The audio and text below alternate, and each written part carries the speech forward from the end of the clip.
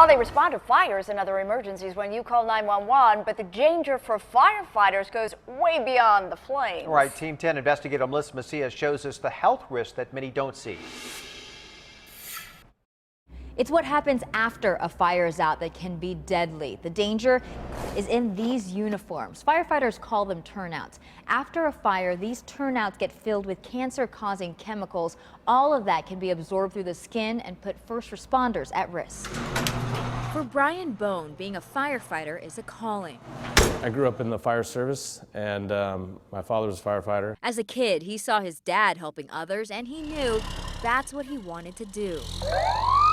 But he wasn't very far into his career when things took a wrong turn. Will you open this? Fellow firefighter found out he had cancer and encouraged Brian to get checked out too.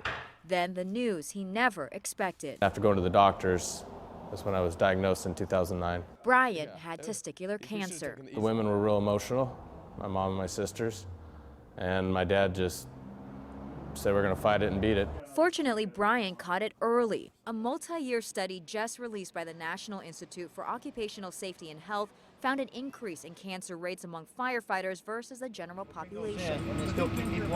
Firefighters at busier stations with more fire calls are at higher risk for lung cancer and leukemia.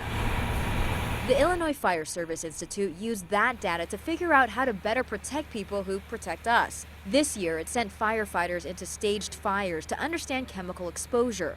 Firefighters are exposed to dangerous cancer-causing chemicals when your home burns, everything from what your home is built with to the cleaning supplies in your house. How dangerous are those chemicals? Very. You name it, any of the junk you got underneath your kitchen sink, you look at the label on how something's manufactured, it's deadly stuff. The Institute's study could now help uniform manufacturers improve their designs. You can see what's on these turnouts. That's tar. That's toxic chemicals. Firefighter Mark Davis is with the San Diego Firefighters Union. He's also working to improve conditions. We don't want to bring this stuff home to our families. Those improvements would include the machines used to wash the uniforms. San Diego Fire has 48 regular stations.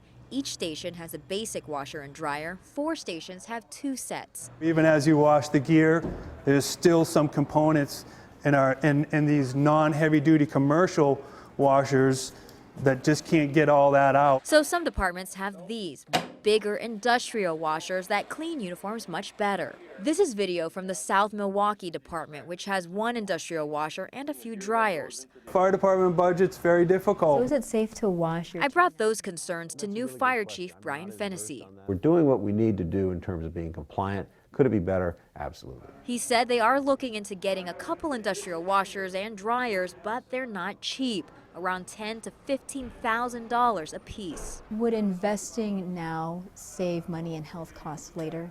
Absolutely it could. I've lost many friends to cancer, that have worked in the fire service. And, I've been exposed myself over my 38 years to chemicals and products that now are banned. You can't even get a hold of. It's like one of our full course meals. Doctors told Brian his cancer could affect his chances for having children. Never mind. He was lucky. It didn't.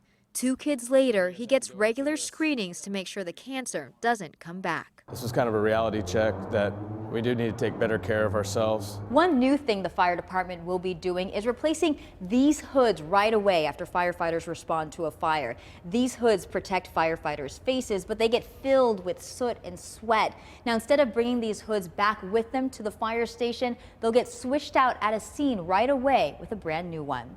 I'm Melissa Macias, Team 10.